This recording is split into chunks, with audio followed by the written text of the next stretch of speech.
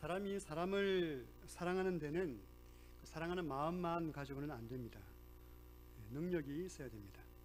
준비 없이 결혼부터 하자고 하면 모두가 불행해지고 말 것입니다. 그런 점에서 하나님 우리 아버지는 우리를 사랑하시기에 차고 넘치시는 분이십니다. 왜냐하면 우리를 향하신 하나님의 사랑은 바다보다 넓고 또 그분의 능력은 하늘보다 높으시기 때문입니다. 하나님 이러한 사랑과 능력으로 당신께서 창조하신 세상을 다스리시는데, 시편의 기자들은 이러한 하나님의 왕 되심, 주 되심을 주제로 찬양하기를 좋아했습니다. 특별히 시편 90편에서 100편까지 말씀들은 여호와 하나님께서 왕 되심을 주제로 기록된 말씀들입니다.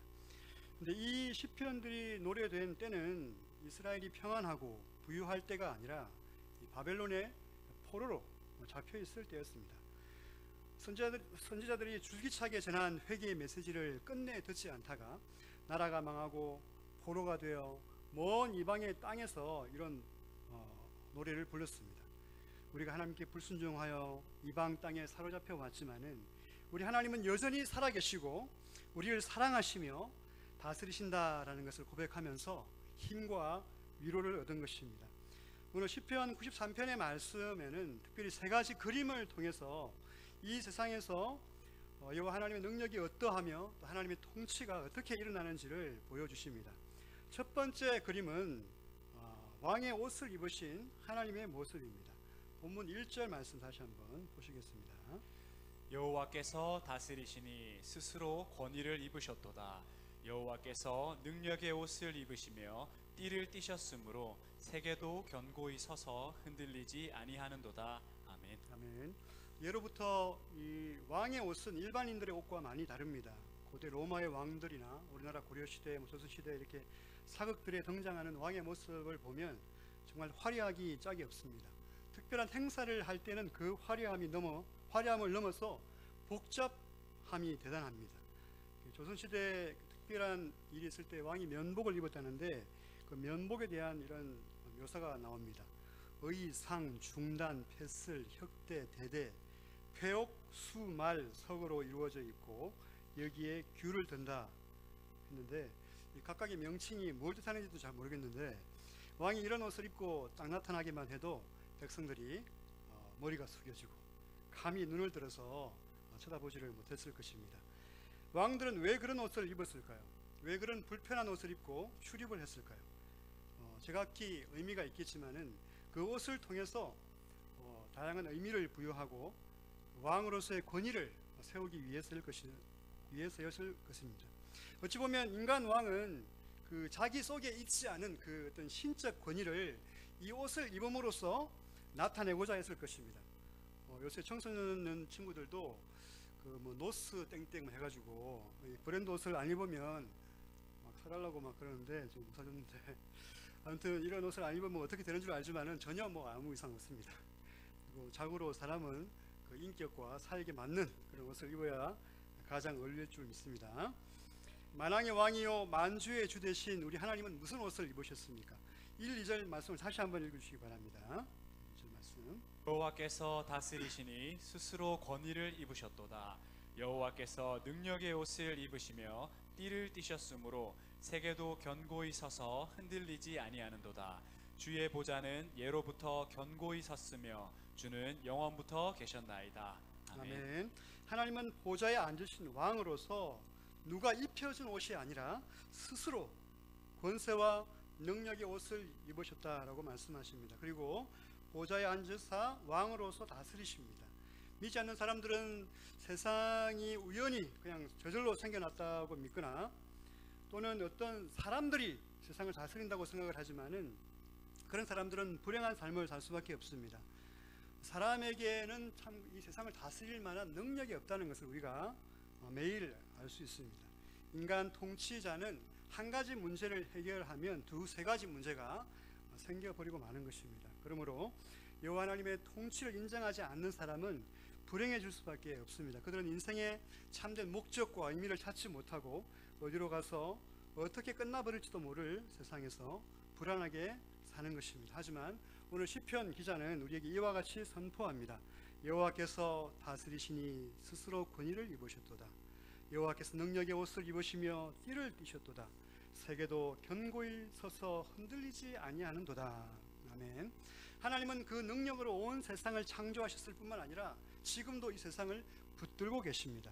하나님은 만들어만 놓고 어디 멀리 가 계신 것이 아니라 크고 작은 세상의 모든 존재들이 그 존재들의 존재를 가능하게 하시는 능력의 하나님이십니다. 하나님께서 온 세상 만물을 다 붙드시고 운행하시고 계신 것입니다.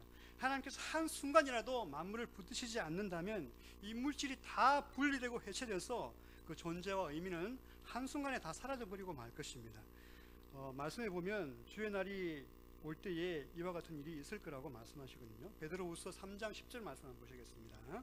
그러나 주의 날이 도둑같이 오리니 그 날에는 하늘이 큰 소리로 떠나가고 물질이 뜨거운 불에 풀어지고 땅과 그 중에 있는 모든 일이 드러나리로다. 아멘. 아멘. 그러니까 오늘 우리가 이 자리에 한 사람으로 존재하는 것이나 우리가 바라보는 온갖 사물의 그런 아름다움과 그 형태가 있는 것은 그대로 당연한 것이 아니라 우리 하나님께서 붙들고 계시기 때문입니다. 아멘. 여호와 하나님을 그의 주님으로 모신 사람은 안전합니다. 보좌에 앉으신 여호와 하나님은 사랑하는 자녀들을 그 품 안에서 지금부터 영원토록 붙들어 주십니다. 우리의 머리카락 수를 세시고 참새 한 마리도 하나님의 허락이 없이는 땅에 떨어지지 않습니다. 아무리 생각해도 우리가 이해가 안 되는 상황 속에서도 하나님은 여전히 통치하십니다. 하나님의 주권을 믿으시기를 바랍니다. 첫 번째 그림이 여호와 하나님에 대한 것이었다면 이제 두 번째 그림은 큰 물의 모습입니다. 본문 3절입니다. 여호와여 큰 물이 소리를 높였고 큰 물이 그 소리를 높였으니 큰 물이 그 물결을 높이나이다. 아멘. 이 시편의 기자는 아마도 바다를 잘 아는 사람 같습니다. 또는 큰 물난리를 겪어봤던 사람 같습니다. 배를 타봤거나 큰 바다를 항해해 보신 분이라면 이 말씀이 더욱 실감날 줄로 믿습니다. 러시아 화가 중에서 이반 아이바소프스키라는 사람이 있는데 이 사람은 그림반도 출신입니다. 이 사람은 모든 그림을 다 바다에 관한 그림을 그렸는데 혹시 찾아보시면 그 그림을 볼 수 있을 것입니다. 시편 기자는 세 번에 걸쳐서 이렇게 말씀합니다. 큰 물이 소리를 높였고 큰 물이 그 소리를 높였으니 큰 물이 그 물결을 높이나이다. 이 물들이 똑같은 큰 물결처럼 보이지만은 조금 더 실감나게 읽으면 이렇게 큰 물이 소리를 높였고 큰 물이 그 소리를 높였으니 큰 물이 그 물결을 높이나이다. 이렇게 음악 용어로 하면 크레센도 맞습니까? 처음에는 그냥 찰랑거리는 파도 정도였다면 이 파도가 점점 커지더니 나중에는 큰 물결이 되어서 사람의 생명과 안전을 위협할 정도가 된 것입니다. 이것은 능력의 하나님과 교회를 대적하는 세상의 모습입니다. 세상은 바다 물결처럼 정함이 없이 요동하고 올라갔다가 내려가기를 반복합니다. 이것이 세상의 모든 현상들입니다. 이 세상은 참으로 큰 파도가 출렁이는 바다와 같습니다. 얼마나 많은 문제들이 있고 얼마나 아프고 참담한 일들이 많이 일어나는지 우리가 TV나 인터넷이나 신문 등을 통해서 매일같이 보는 바와 같이 그런 사건 사고들이 올라갔다가 내려가고 또 내려갔다가 올라가고 그렇게 하는 것입니다. 끊임없이 출렁이는 파도와 같이 우리가 이 세상에 사는 동안에는 앞으로도 이런 사건 사고들이 끊이지 않을 것입니다. 어떤 사건이나 사고는 너무 크고 압도적이어서 우리에게 큰 위협과 충격을 주기도 하지만은 또 시간이 흐르고 세월이 흐르면 잊혀지고 맙니다. 성경은 특별히 악인들을 요동하는 바다에 비유합니다. 몇 가지 예를 들어서 말씀드려보면 이사야 말씀에는 오직 악인은 능히 안정치 못하고 그 물이 진흙과 더러운 것을 늘 솟아내는 요동하는 바다와 같다라고 말씀하시고 누가복음 21장 25절에도 1월 성신에는 징조가 있겠고 땅에서는 민족들이 바다와 파도의 성난 소리로 인하여 혼란한 중에 곤고하리라 라고 말씀하셨으며 유다서 13절에서는 교회 안에 몰래 들어온 적 그리스도를 가리켜서 자기 수치의 거품을 뿜는 바다의 거친 물결이라고 말씀했습니다. 그래서 본문에서 묘사하는 문제의 핵심은 이런 물결들이 하나님을 대항하여 그 소리를 높이는 데 있습니다. 여호와여 큰 물이 소리를 높였고 큰 물이 그 소리를 높였으니 큰 물이 그 물결을 높이나이다. 보좌에 앉으신 하나님의 능력과 권세도 알지 못하는 그 큰 물결이 소리를 높이고 물결을 높이는 것입니다. 점점 더 세게, 점점 더 크게 그 소리를 높이고 있습니다. 마치 자기가 주인이고 자기가 세상을 다스리는 것처럼 악인들은 창조주 하나님을 기억지 않고 그분의 다스리심을 싫어하며 하나님의 계명을 멸시합니다. 그분이 이 땅에 오셨을 때에, 예수님께서 오셨을 때에 참으로 태어나자마자 죽이고자 하였고 끝내 죄를 씌워 죽이고 말았습니다. 하나님을 떠나고 하나님을 대적하여 높아진 세상은 날이 갈수록 악해져 갑니다. 이전에는 상상하기 어려웠던 그런 무서운 죄악들이 이제는 우리의 일상이 되어버린 그런 현실이 참으로 안타깝고 서글픕니다. 심지어 교회라 불리는 자들 안에서도 하나님을 향하여 물결을 일으키는 사람들이 있을지도 모릅니다. 다른 사람을 볼 것이 아니라 내 마음을 살펴야 될 줄로 믿습니다. 요한계시록 13장에는 바다에서 올라오는 짐승이 나오는데 그는 기적을 행하고 하나님을 비방하며 성도들과 더불어 싸우는 세상의 권세를 가리킵니다. 바다는 모든 물이 그리로 흘러드는 것처럼 요한계시록에서 바다는 모든 악이 그리로 모이는 악의 집합소요, 악의 출처라고 할 수 있습니다. 그래서 새하늘과 새 땅에는 바다가 없습니다. 천국에는 무질서와 혼돈과 하나님을 대적하는 모든 근원이 더 이상 없을 것이라는 뜻입니다. 이제 세 번째 그림을 가보시면, 세 번째 그림은 첫 번째와 두 번째 그림을 동시에 보여주고 있습니다. 4절인가요? 네, 4절 말씀 읽어보겠습니다. 시작. 높이 계신 여호와의 능력은 많은 물소리와 바다의 큰 파도보다 크니이다. 아멘. 우리가 하나님께 감사할 것은 여호와 하나님의 능력이 많은 물소리와 바다의 큰 파도보다 더 크다는 사실입니다. 세상이 아무리 하나님을 향하여 도전하고 하나님의 다스리심을 부인하며 세상이 아무리 그리스도의 하시는 일을 막고자 하여도 그게 됩니까? 안 된다는 것입니다. 높이 계신 여호와의 능력은 많은 물소리와 바다의 큰 파도보다 더 크기 때문입니다. 아멘. 하나님을 대적하여 높아진 것들이 아무리 많고 커도 하나님은 그 파도를 타시고 그 파도를 부리시는데 그 파도가 어떻게 하나님을 이길 수 있겠습니까? 하나님의 일을 막고자 하는 악인들의 도모가 아무리 높아도 여호와 하나님은 하늘보다 높이 계신데 어찌 닿을 수 있겠습니까?